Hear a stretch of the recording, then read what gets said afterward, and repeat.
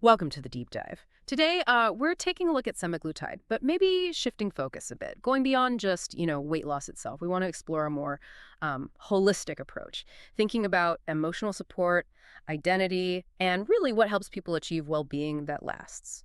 Our sources for this discussion, we're drawing from Dan Hollis, FAQs, and also what Dan Hollis taught me about semaglutide support and the space between hunger and healing.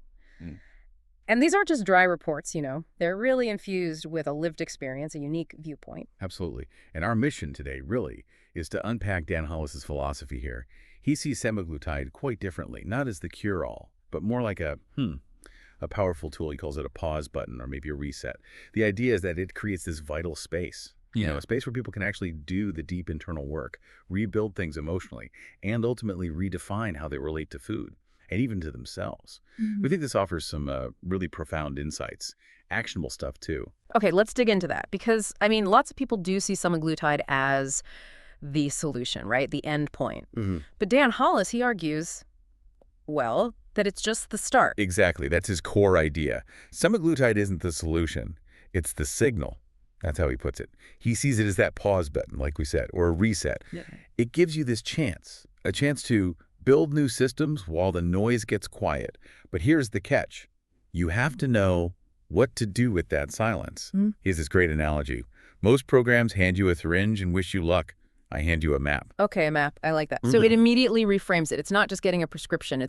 It's starting a guided journey. Precisely. It's a guided process. So if it is a map, what are the first landmarks? What does knowing what to do with that silence actually look like? Especially when you're just beginning. Well, for Dan, that silence is the first landmark. It's huge. He talks about his own experience and what he sees in others.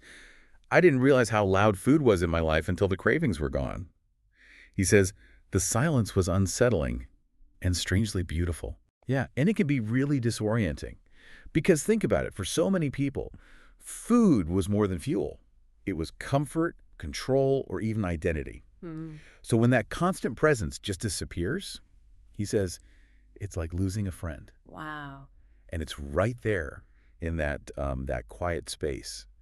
That's where the truth begins. That really changes how you think about weight loss, doesn't it? It's suddenly not just about managing physical hunger pangs. It forces you to confront those deeper emotional needs food might have been papering over. Yeah, exactly.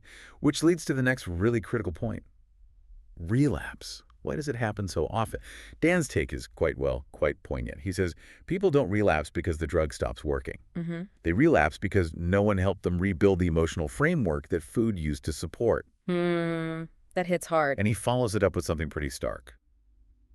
Most people don't fail because the medication doesn't work. They fail because they were alone. Alone. So this brings him to his concept of neurobiological scaffolding. Yeah. It sounds technical, but the idea is simple. He insists support isn't optional. It's neurobiological scaffolding. Okay, unpack that a bit. Scaffolding. Think of building something new in your brain. New pathways, new coping skills, like actual scaffolding supports a building during construction. He's talking about building stability when your body chemistry is changing. And practically, that means building new rituals, rhythm, routines, concrete things. Right, rituals, rhythm, routines, that makes sense. And emphasizing scaffolding like that, it really points to what might be missing from a lot of standard approaches, Makes you think about past experiences, maybe yours or people is that support structure there. It underlines how important community and structured guidance really are for lasting change. Okay, so building on that idea of support systems, what about the journey itself? People often want results fast. How does Dan view that rush for rapid weight loss and the stalls that often follow? Oh, he addresses it directly. He says, fast weight loss is seductive, but it often triggers metabolic slowdowns. Makes sense, right? That way we pace it. His goal isn't speed. He says, you're not here to win the race. You're here to finish it. Finish it, not just start fast. Right. And he also pushes back against the old cheat day mentality. Instead, he talks about pattern mastery over perfection. Pattern mastery. I like that. What does it mean in practice? Well, he puts it bluntly. If your system can't handle a slice of cake without spiraling, then we haven't taught it flexibility. We've taught it fear. Fear versus flexibility. Exactly. So it's not about rigid, breakable rules. It's about understanding your own patterns, your triggers, your responses. Then building strategies that are robust but also flexible enough to handle life. An occasional slice of cake shouldn't derail everything. That really challenges us to think differently about success, doesn't it? It's definitely not just the number on the scale then. Not at all. For Dan, success is defined. Well, he says it's not by the number on the scale, but by how many coping mechanisms we've replaced with real tools. Hmm. And get this, weight loss is a side effect of clarity. Wow. A side effect of clarity. That's profound. It really is. It shifts the focus entirely inward, which leads us naturally to the million-dollar question. How do you keep the weight off for good? And Dan's answer here is maybe the deepest insight of all. He says you do it by becoming the kind of person who doesn't need weight loss as a project anymore. Okay. Becoming that person. Yes. And that takes identity work, not just dieting. It's about who you are, not just what you do. Identity work. He unpacks it with this line. Weight loss is biology. Staying there is narrative. Biology versus narrative. Explain that a bit more. Well, the body changes. That's the biology part. But people often rebound, he argues, because while they lost the weight, they never rewrite their story. Mm. They still see themselves as someone battling weight, someone who's always on the verge of slipping back. Ah, so the internal story doesn't match the external reality. Exactly. He points out, your body changes faster than your identity. That makes so much sense. The physical change can outpace the mental and emotional shift? Right. So the internal work, that identity shift, has to happen to make the change stick. He stresses, you don't hold on to weight loss with discipline, not primarily anyway. You hold on to it with alignment. Alignment through rebuilding connection. He lists 3 things: to your hunger cues, to your purpose, to yourself. Hunger cues, purpose, self. It's holistic. Totally. It's about reconnecting on multiple levels, not just white-knuckling it with willpower.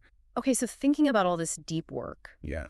what if you're listening and you feel like you've just failed every single time before? That's a really common feeling, that history of struggle. And Dan has such an empowering take on this. He literally says, good. Good. Good that you failed. Yeah, he says good. That means you've tested what doesn't work. Now let's build what does, with tools that match your biology, not shame your behavior. Wow, okay.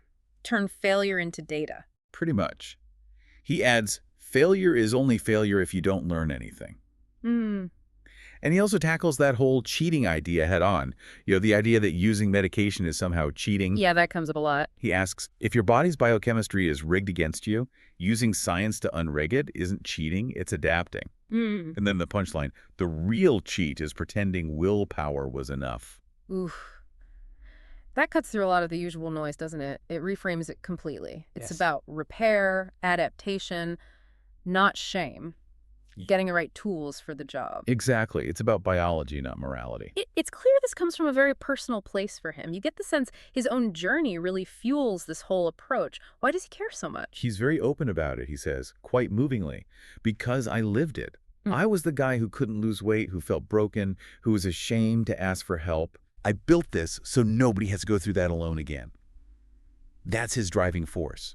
And he shares this moment from his own journey. That hope for him wasn't really about the scale. It was when I went to bed and didn't feel like I had to start over the next day. Just breaking that cycle. Yeah, escaping that feeling of constantly resetting, constantly punishing yourself, that feeling of peace, of forward momentum.